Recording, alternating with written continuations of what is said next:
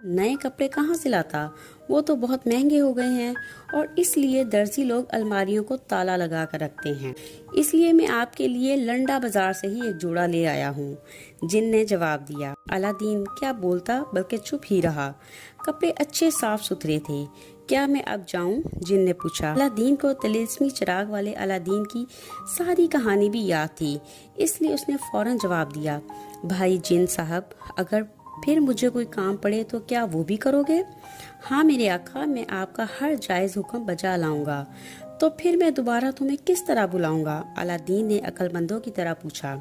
जिन ने एक हाथ अपने सर की तरफ बढ़ाया और एक बाल तोड़कर अलादीन के हाथ में दे दिया और बोला, आका जब भी मेरी जरूरत पड़े इस बाल को जरा गर्म कर देना, मैं फौरन हाजिर हो जाऊंगा। और देखिए, गर्मी देते वक्त ये बाल जल ही ना जाए। अगर ऐसा हुआ तो फिर मैं कभी भी लौट कर नहीं आऊंगा और आजाद होकर अपने वतन वापस लौट जाऊंगा।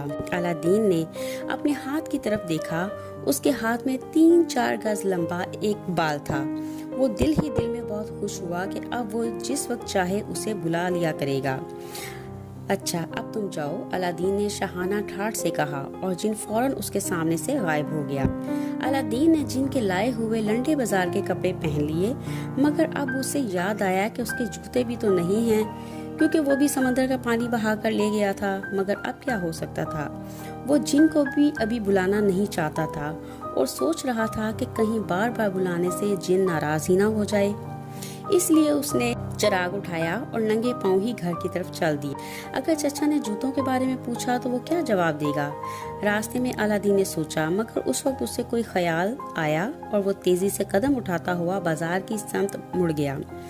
वहाँ एक पुराने बर्तनों की दुकान पर उसने चिराग बेचने के लिए दुकानदार को दिया। दुकान वाले ने अलादीन को सर से पांव तक गौर से देखा और चिराग को पकड़ते हुए पूछा, क्या कहीं से उठा कर लाए हो? दुकानदार ने चालाक और होशियार था। उसने अलादीन के नंगे पांव भी देख लिए थे और सूरत को ही जान लिया था कि ये कोई गांव का रहने वाला है, इसलिए उसने ऐसा ही सवाल किया था। दुकानदार की बात सुनकर पहले तो अलादीन घबरा गया, मगर फिर जल्दी संभल कर बोला, जी नहीं, मैंने इसे कहीं से नहीं उठाया, बल्कि ये मेरे चचा का है। उन्होंने मुझे इसलिए बेचने को दिया है ताकि मैं नए जूते खरीद सकूं। अलादीन ने जवाब दिया, ओहो, नए जूते तो कम से कम 20-25 रुपए में आएंगे और इस चिराग के सिर्फ 5 रुपए बनते हैं। दुकान वाले ने चिराग तोल कर कहा, सिर्फ 5 रुपए? अलादीन ने बड़ी हैरानी से पूछा। जी हाँ, क्या दूं या फिर बाजार का एक चक्कर लगाओगे? लेकिन अगर दोबारा मेरी दुकान पर वापस आए तो फिर 5 की बजाय 4 रुपए मिलेंगे। दुकान वाले ने उसे डराते हुए कहा, अच्छा चलिए 6 रुपए दे दीजिए। अलादीन का देहातीपन एकदम जाग उठा था। नहीं, 5 ही मिलेंगे, मर्जी है तो लो वरना अपनी राह लो। दुकानदार ने कहा, बहुत अच्छा, लाइए 5 रुपए ही दे दीजिए। अलादीन ने हथियार डालते हुए कहा और 5 रुपए लेकर उस बाजार से एक हवाई चप्पल लेकर पाँव में पहन ली। अब वो जरा मुतमईन सा हो गया था, मगर दिल ही दिल में चचा और चच्ची का फिक्र अब भी लगा हुआ था। दोबारा उसे फिर रुपयों का ख्याल आया और पछताने लगा कि जिन से कहकर कुछ रुपए क्यों न मंगवा लिए। उनसे वो अच्छे से जूते लेता और आज ही चचा को सलाम करके अपने गांव वापस चला जाता और गांव जाकर जिन से कहकर नंबरदार की हवेली के सामने अपने लिए एक बहुत बड़ा सा महल बनवाता, बिल्कुल वैसा ही महल जैसा तिलिस्मी चिराग वाले ने अलादीन ने बनवाया था। और फिर वो जिन से बहुत सा रुपया लेकर अपने बाप के सारे कर्जे उतार देता। फिर हम लोग ठाठ से उस महल में रहते। अब तो नंबरदार भी अब्बा को तंग करता रहता है। मजाल है अगर फिर कभी वो आंख उठाकर भी हमारी तरफ देखता, वो सबसे पहले नंबरदार के 500 रुपए भी दे देता जो उसके अब्बा ने पिछले साल ही उससे उधार लिए थे। और जब नंबरदार एकदम 500 रुपए हमारे पास देखता तो वो कितना हैरान होता।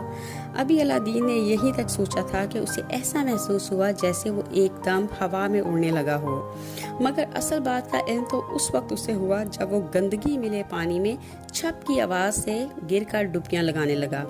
अब वो समझ गया कि वो किसी खुले मेन हॉल में गिरकर गटर में जा पड़ा है। गिरते हुए हवाई चप्पल भी उतरकर कहीं जा गिरी। बाजू और घुटने भी खासे जख्मी हो गए और उसे गटर में गिरते हुए चंद लोगों ने देख लिया था। उसने फौरन ही बहुत से लोग जमा हो गए। अलादीन 7-8 फुट नीचे गंदे पानी में कमर तक डूबा हुआ था। लोगों ने उसे बाहर निकाला, करीब ही नल था, उसके नीचे बिठाकर उसे नहलाया गया। तब कहीं जाकर गंदगी उसके कपड़ों से उतरी। अब अलादीन एक बार फिर पाँव से नंगा हो गया। उसने हसरत से मेन हॉल की तरफ देखा और जल्दी से एक गली में घुस गया ताकि लोगों की नजरों से दूर होकर शर्मिंदगी के एहसास से छुटकारा पा सके। अब घर भी नजदीक था, इसलिए वो गलियों गलियों से होता हुआ आगे बढ़ता रहा। लानत है मुझ पर भी जो इतने बड़े सुराख को ना देख सका। उसने एक बार फिर सोचना शुरू कर दिया, मगर अब उसे ज्यादा सोचने का मौका ना मिल सका, क्योंकि इसी गली में उसके चचा का घर था जो मोड़ मुड़ते ही नजर आने लगा था। चंद मिनट बाद ही वो घर के दरवाजे पर था। डरते डरते और झिझकते हुए उसने ड्योढ़ी में कदम रखा ही था, सबसे पहले उसके चचा के लड़के ने ही अलादीन को देखा और वो उसे देखते ही खिलखिलाकर हंस पड़ा, क्योंकि अलादीन सर से पांव तक भीगा हुआ था और पानी के कतरे उसके कपड़ों से अभी तक टपक रहे थे।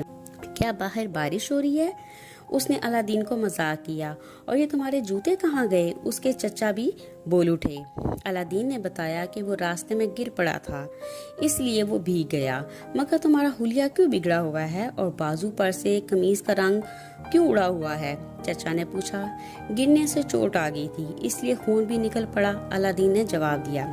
सच सच बताओ वरना अभी मुर्गा बना दूंगा, अलादीन के चचा ने आंखें निकाल कर कहा।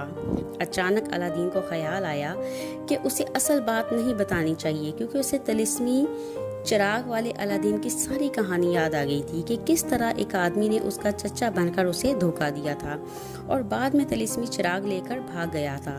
ये सब कुछ याद आते ही उसने एक बहाना ढूंढ ही लिया। जल्दी से बताओ वरना इसी जगह मुर्गे बन जाओगे, चचा ने धमकी दी। मैं जरा समंदर देखने गया था और फिर मेरा दिल नहाने को चाहने लगा।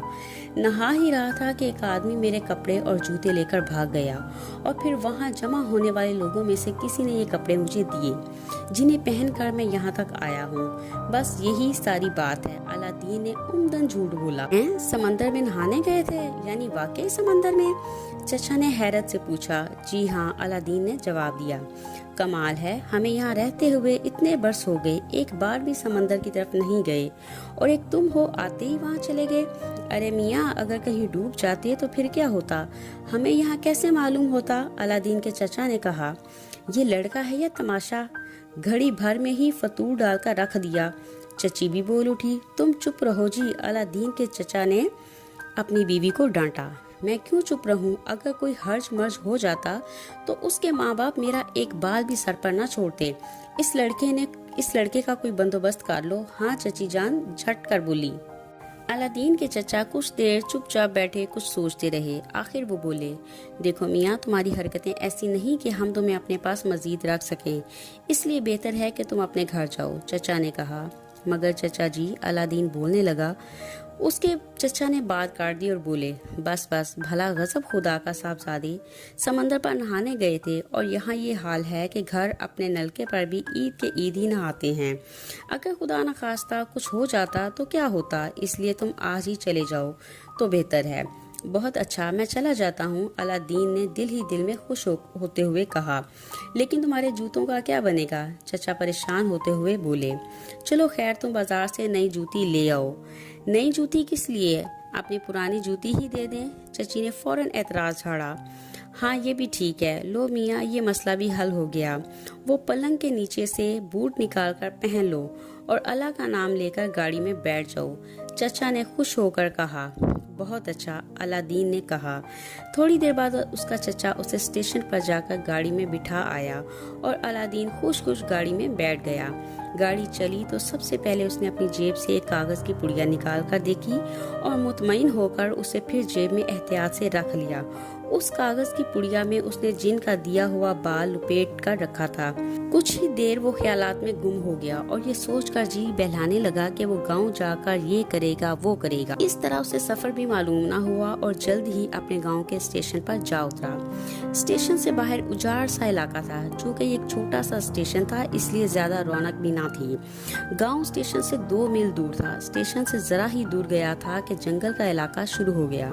अलादीन ने सोचा कि घर जाते हुए वो खाली हाथ ही है, इसलिए क्यों ना जिन को बुलाकर कुछ चीजें मंगवा ली जाएं।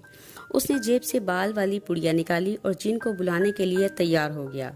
मगर अब वो ये सोच कर फिक्रमंद हो गया कि बाल किस तरह गर्म करे। ये बात वो जिन से भी पूछना भूल गया था। कुछ सोचकर उसने जेब से माचिस निकाली और थोड़ा सा घास वगैरह इकट्ठा करके उसे आग लगा दी। इस कहानी का नेक्स्ट पार्ट देखने के लिए हमारे चैनल को सब्सक्राइब करें और बेल आइकन को भी प्रेस करें ताकि आपको वीडियो का नोटिफिकेशन मिल सके।